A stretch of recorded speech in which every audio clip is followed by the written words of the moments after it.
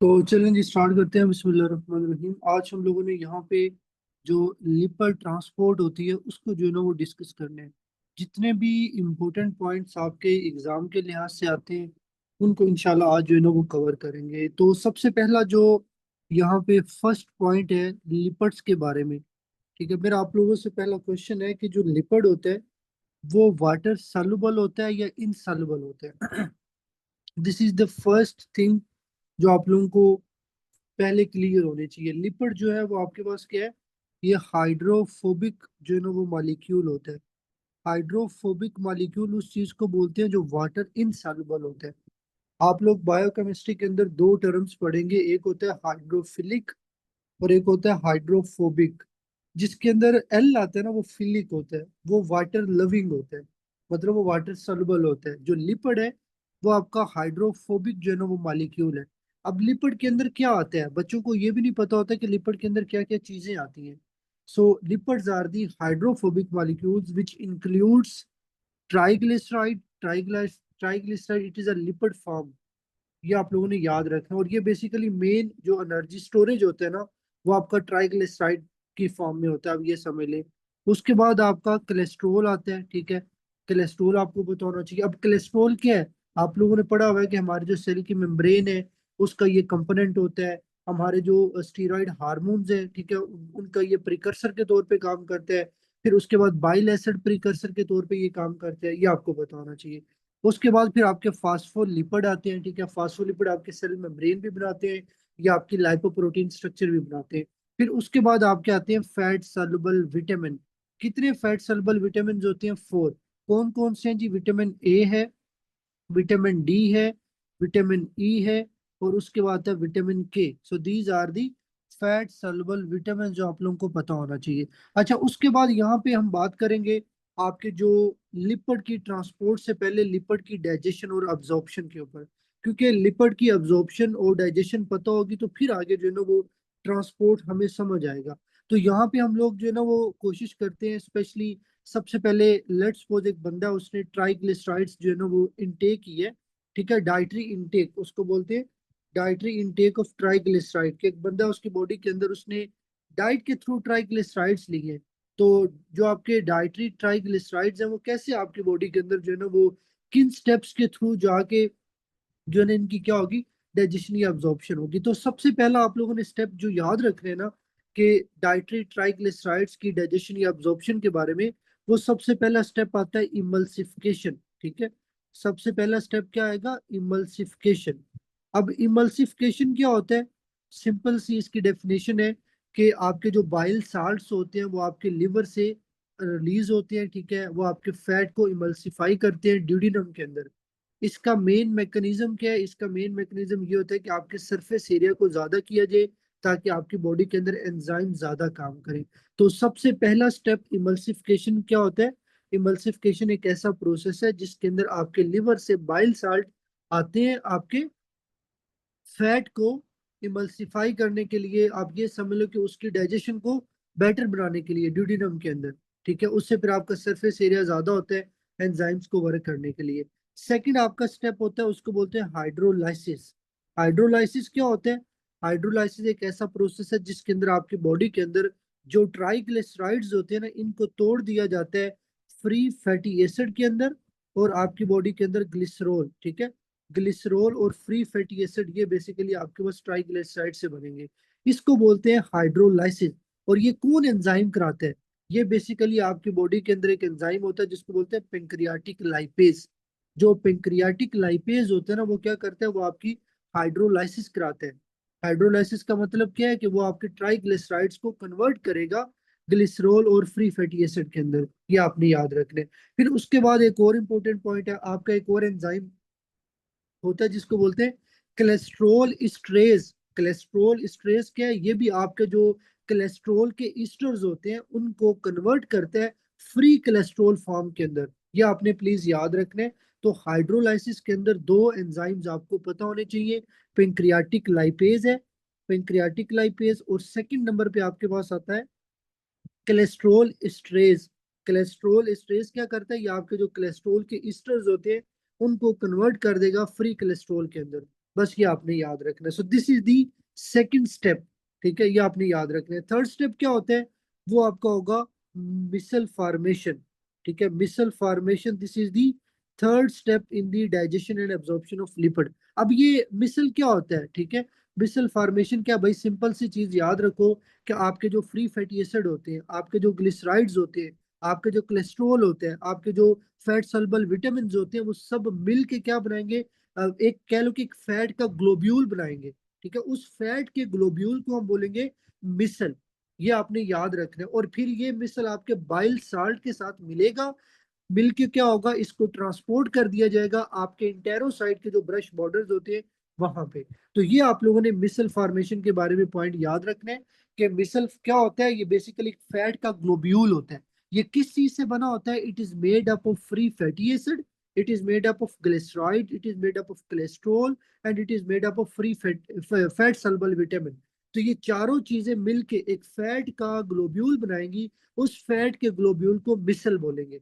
और वो फिर आपके बाइल साल्ट के साथ मिलेगा, मिलके फिर उसको ट्रांसपोर्ट कर दिया जाएगा इंटेरोसाइट की तरफ। ये बस आपने याद रखना है। और आपको पता है कि जब आपकी एक चीज इंटेरोसाइट पे चली गई है, वहां पे जाके उसने क्या होना है, एब्जॉर्ब होना है। तो ये आप लोगों ने याद रखना है कि फोर्थ स्टेप क्या होगा, फोर्थ स्टेप आपका होगा एब्जॉर्प्शन का, ठीक है। एब्जॉर्प्शन के अंदर क्या होगा भाई, सिंपल सी बात है, आपने जो पीछे मोनोग्लिसराइड्स या फ्री फैटी एसिड को स्टेरिफाई किया था, ठीक है, वो बेसिकली आपके इंटेरोसाइट के जो एंडोप्लाज्मिक रेटिकुलम है वहां पे जाएंगे, और वहां पे जाके उनको क्या कर दिया जाएगा, जो मोनोग्लिसराइड होगा या फ्री फैटी एसिड होगा उसको पकड़ के मिला दिया जाएगा, और उसके अंदर आपका ट्राइग्लिसराइड दोबारा बन जाएगा। अब ये बहुत इंपॉर्टेंट पॉइंट है, देखो आपकी इंटेस्टाइन के अंदर क्या किया जा रहा है, मतलब आपकी जो गट का ल्यूमन है, वहां पे आपके ट्राइग्लिसराइड को तोड़ा जा रहा है फ्री फैटी एसिड और ग्लिसरॉल के अंदर। लेकिन जब आपका वो फ्री फैटी एसिड और ग्लिसरॉल आपके इंटेरोसाइड में चला जाता है,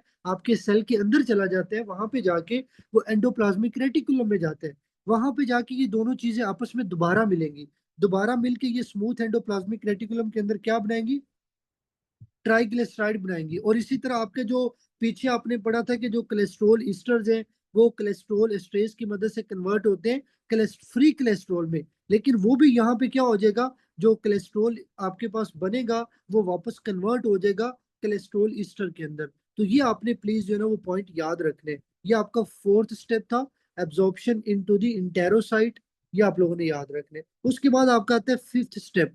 फिफ्थ स्टेप में क्या होता है, आपके काइलो माइक्रोन की फॉर्मेशन होती है, ठीक है, काइलो माइक्रोन फॉर्मेशन, ये आप लोगों ने याद रखना। अच्छा, अब काइलो माइक्रोन फॉर्मेशन कैसे होती है भाई, सिंपल सी बात है कि लेट्स सपोज ये आपका ट्राइग्लिसराइड है, उसके बाद आपका कोलेस्ट्रॉल है जो आपकी इंटेरोसाइड में बने, और उसके साथ आपके कुछ लिपिड्स हैं, ठीक है, इनको आप इकट्ठा एक जो है ना वो वेजिकल की फॉर्म में पैक कर दोगे, और इसके ऊपर आप एक टैग लगा दोगे एपो बी 48 का, ये एपोलाइपोप्रोटीन है, ठीक है, ये आपने याद रखना है। तो जब आपके पास ये ट्राइग्लिसराइड, कोलेस्ट्रॉल और फास्फोलिपिड एक वेजिकल के अंदर आपके पास पैक होंगे, और ऊपर आपका ये टैग लग जाएगा, ये बेसिकली काइलोमाइक्रोन होते हैं, ये आपने याद रखने हैं।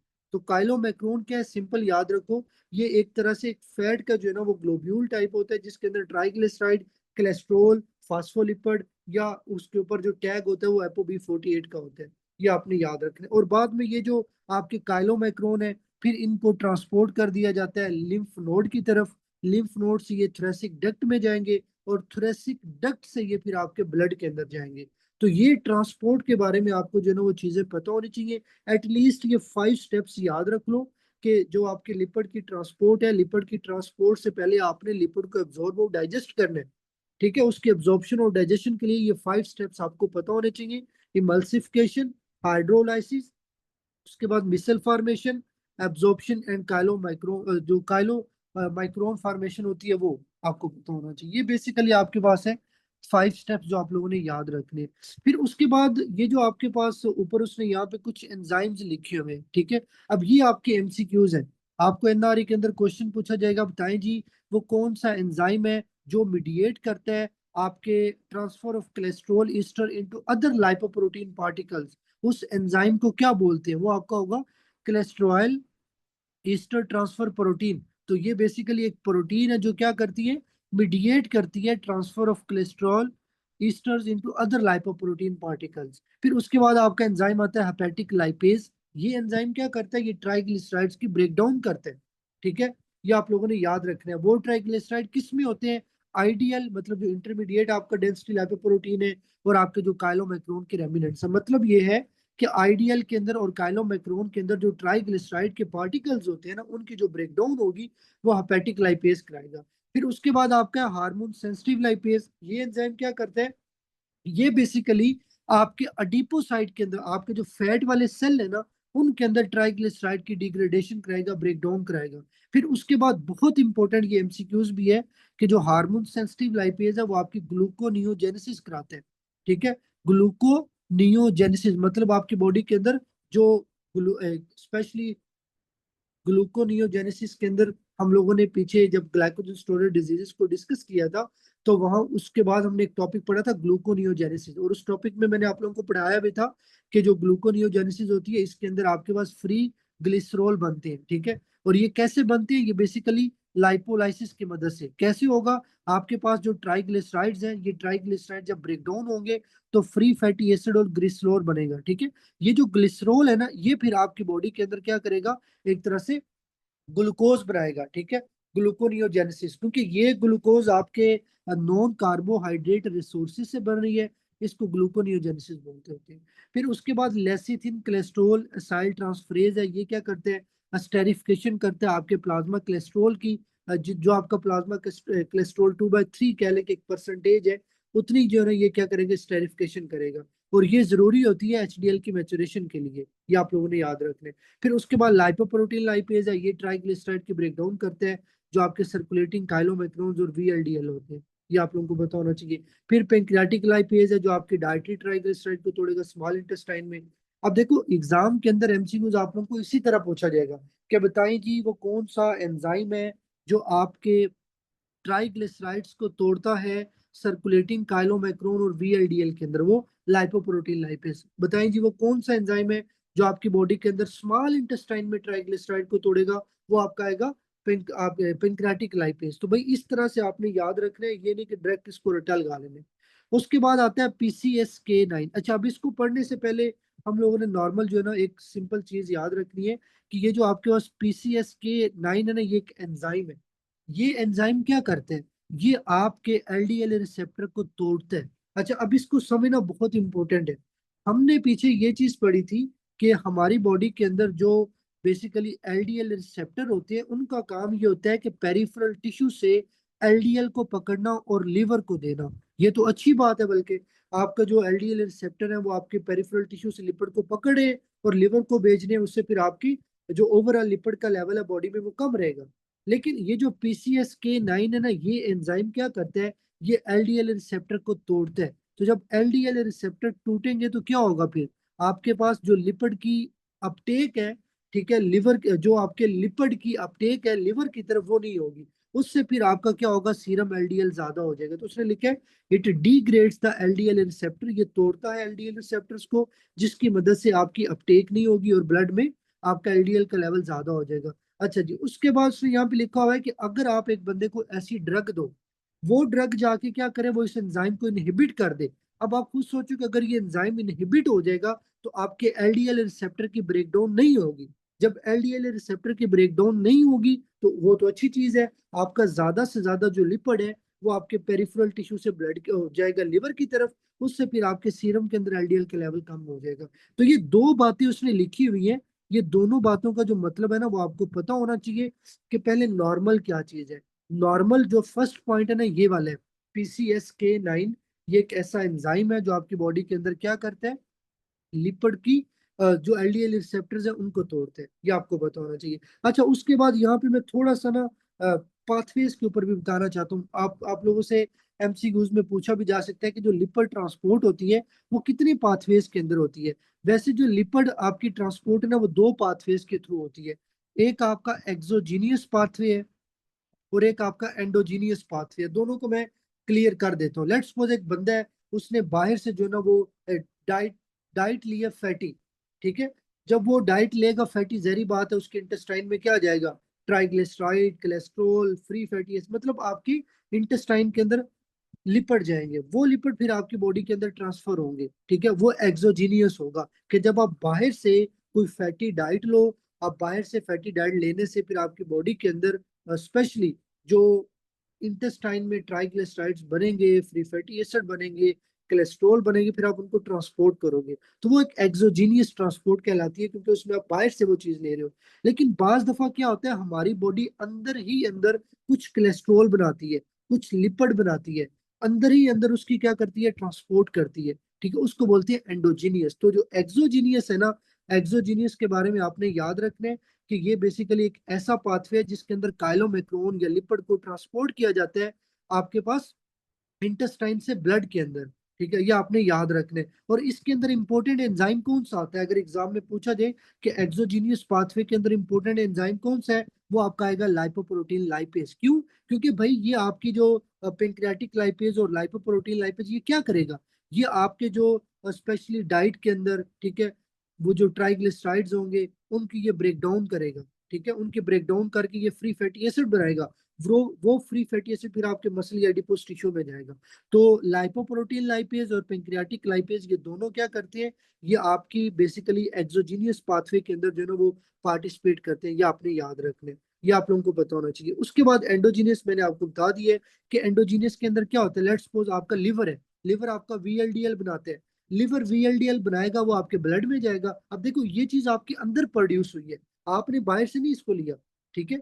तो जो चीज अंदर प्रोड्यूस हो रही है वो एंडोजीनियस है, तो वो अंदर ही प्रोड्यूस होके वो ट्रांसपोर्ट कर रही है, तो उसको बोलेंगे एंडोजीनियस पाथवे। ये आप लोगों ने इसके अंदर जो है ना वो याद रखने, ये आप लोगों को चीजें जो है ना वो पता होनी चाहिए। इसके लिए जो आप लोगों के एग्जाम से रेलिवेंट पॉइंट है ना वो मैंने आप लोगों को बता दिए। अगर ये सब चीजें आप क्लियर कर लेते हो, इससे ज्यादा आप लोगों को जो है ना वो एग्जाम के अंदर और कुछ भी नहीं आएगा। फिर उसके बाद ये कुछ की एंजाइम्स से जो आप लोगों को पता होने चाहिए, क्योंकि एग्जाम के अंदर भाई इनमें से भी क्वेश्चन जो है ना वो आपसे पूछा जा सकता है। तो ये आप लोगों का जो है ना वो लिपिड ट्रांसपोर्ट के लिहाज से छोटी सी जो है ना वो चीजें थी। उसके बाद ये एक लास्ट हमारा स्पेशली लाइपोप्रोटीन फंक्शंस का टॉपिक रह गया है, ठीक है, इसको हम लोग यहाँ पे कवर करेंगे। उसके बाद हमारा जो ये लिपिड का कह लें कि एक टॉपिक था वो कंप्लीट हो जाएगा। तो उसने यहाँ पे क्या लिखा हुआ है कि लाइपोप्रोटीन्स क्या है, ये बेसिकली कंपोज्ड होती है varying proportion of protein, cholesterol, triglyceride और phospholipid, LDL HDL carry the most cholesterol. अब इसका क्या मतलब है, मतलब यह है कि जो लाइपोप्रोटीन्स होती है ना, लाइपोप्रोटीन बेसिकली आपको किस चीज से बनी हुई मिलेगी, उसके अंदर प्रोटीन्स होंगी, उसके अंदर लिपिड होंगे। लिपिड के अंदर क्या आता है, कोलेस्ट्रॉल आता है, ट्राइग्लिसराइड आता है, फास्फोलिपिड्स आते हैं, ये आपने याद रखने। और उसके बाद उसने लिखा हुआ है कि इसके अंदर एलडीएल और एचडीएल भी आएगा, ये आपको पता होना चाहिए। हमारी बॉडी के अंदर जितना भी कोलेस्ट्रॉल है ना, उसको जो कैरी करने का काम होता है वो लाइपोप्रोटीन्स का होता है, ये आपने प्लीज पॉइंट याद रखने। फिर उसने लिखा है जो कोलेस्ट्रॉल है ये हमें जरूरत होती है इसकी सेल मेम्ब्रेन को मेंटेन करने के लिए, सेल मेम्ब्रेन की जो इंटेग्रिटी है, बाइल एसिड के बनाने के लिए, स्टीरॉइड बनाने के लिए और विटामिन डी बनाने के लिए। और मैंने कल ये आप लोगों को चीज पढ़ाई भी थी कि कोलेस्ट्रॉल हमारे लिए बहुत इंपॉर्टेंट है, ठीक है। ये जो फैट होता है ये बुरी चीज नहीं है, अगर आपकी बॉडी के अंदर ये नॉर्मल कंसेंट्रेशन में है, क्योंकि आपके जो सेक्स हार्मोन है, आपके स्टीरॉइड हार्मोन है, उन सब की सिंथेसिस कोलेस्ट्रॉल से होती है। अगर बॉडी में कोलेस्ट्रॉल नहीं होगा तो आप इनफर्टाइल हो जाएंगे, ठीक है, आपकी बॉडी के अंदर विटामिन डी नहीं बनेगा, आपकी बॉडी में स्टीरॉइड हार्मोन नहीं बनेंगे, आपकी बॉडी के अंदर बाइल एसिड नहीं बनेगा। तो ये चीजें आपने याद रखनी है। उसके बाद आपका आता है काइलोमैक्रोन। काइलोमैक्रोन क्या करते हैं, ये डिलीवर करते हैं डायट्री ट्राइग्लिसराइड को पेरिफेरल टिश्यूज की तरफ, ठीक है, ये डिलीवर करेगा कोलेस्ट्रॉल को liver in the form of chylomicron remnants, जो कि आपकी स्पेशली डिप्लीटेड होते हैं ट्राइग्लिसराइड से। मतलब ये है कि उनके अंदर ट्राइग्लिसराइड नहीं होगा, और ये आपके इंटेस्टाइन के एपिथेलियल सेल से सेक्रीट होते हैं। तो काइलोमैक्रोन के बारे में अगर कुछ पूछा जाए तो क्या इंपॉर्टेंट पॉइंट याद रखिए। सबसे पहला पॉइंट आपके पास काइलोमैक्रोन क्या है, ये एक लाइपोप्रोटीन है। ये कहाँ से बनती है, ये इंटेस्टाइन से बनती है। इसका फंक्शन क्या है, इसका फंक्शन ये है कि ये ट्राइग्लिसराइड को डिलीवर करती है पेरिफेरल टिश्यू की तरफ। बस इतना आपने याद रखना है। उसके बाद वीएलडीएल है, ये आपके हेपेटिक ट्राइग्लिसराइड को पेरिफेरल टिश्यूज की तरफ डिलीवर करेगा, और ये लिवर से बनता है। तो काइलोमैक्रोन ट्राइग्लिसराइड को डिलीवर करते हैं, वीएलडीएल आपका जो हेपेटिक ट्राइग्लिसराइड है उसको डिलीवर करेगा। काइलोमैक्रोन आपके डाइट्री ट्राइग्लिसराइड को डिलीवर करेंगे। ये दोनों में डिफरेंस है। देखो आपने पीछे पढ़ा ना एक्सोजीनियस और एंडोजीनियस पाथवे। एक्सोजीनियस पाथवे में हमने पढ़ा कि आप जो ट्राइग्लिसराइड लोगे वो आपकी बॉडी में ट्रांसपोर्ट होंगी किसकी मदद से, काइलोमैक्रोन की मदद से, क्योंकि वो डाइटरी ट्राइग्लिसराइड है। फिर आपने एंडोजीनियस पढ़ा, एंडोजीनियस में मैंने बताया कि आपकी बॉडी के अंदर भी ट्राइग्लिसराइड बनते हैं, वीएलडीएल बनते हैं।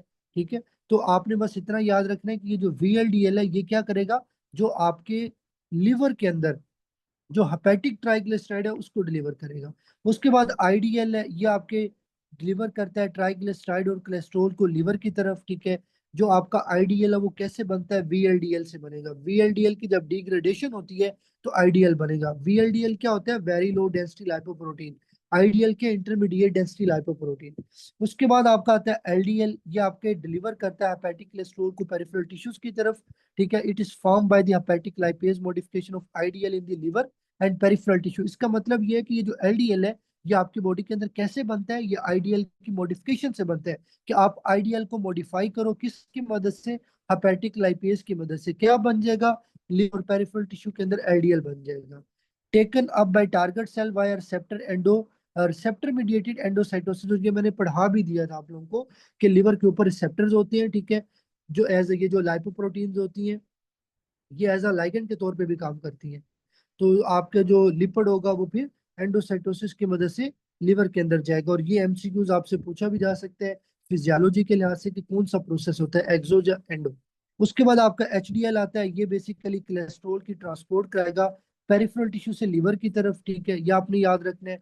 Act as repository for apo C and apo. आप लोग बस इतना याद रखें कि जो एचडीएल है ना ये जरूरी होता है एपो सी और एपो ई के लिए। और आप लोगों ने पढ़ा हुआ है जो एपो सी और एपो ई है ये बेसिकली लाइपोप्रोटीन्स है। और इनका काम होता है आपकी बॉडी के अंदर जो काइलोमैक्रोन और वीएलडीएल का मेटाबॉलिज्म है उसके अंदर पार्टिसिपेट करना। अगर आपकी बॉडी में एपो सी एपो ई नहीं होगा, ये लाइपोप्रोटीन नहीं होगी, तो आपकी बॉडी में वीएलडीएल और काइलोमैक्रोन का मेटाबॉलिज्म नहीं होगा। एचडीएल कहाँ से बनता है, लिवर और आपके इंटेस्टाइन से बनता है। जो अल्कोहल है वो एचडीएल की सिंथेसिस को थोड़ा ज्यादा करती है। तो ये बेसिकली हमारा जो है ना वो टॉपिक था जो काफी दिनों से चला आ रहा था, आज ये फाइनली कंप्लीट हो गया। बाकी कल इंशाल्लाह आप लोगों का जो नेक्स्ट टॉपिक आता है उसके अंदर हम लोगों ने आपके जो स्पेशली ये जो कैटाकोलामीन प्रकर्सर्स होते हैं जिससे जो आप लोगों की आगे डिसऑर्डर्स आते हैं, फिनाइल कीटोन यूरिया, जितने भी आपके मेटाबॉलिक डिसऑर्डर्स आते हैं उनको इंशाल्लाह पढ़ेंगे, जो कि आपके एग्जाम के लिए बहुत इंपॉर्टेंट है। वो एग्जाम आपका एनआरई का हो, यूएसएमएलई का हो या प्लेब का हो।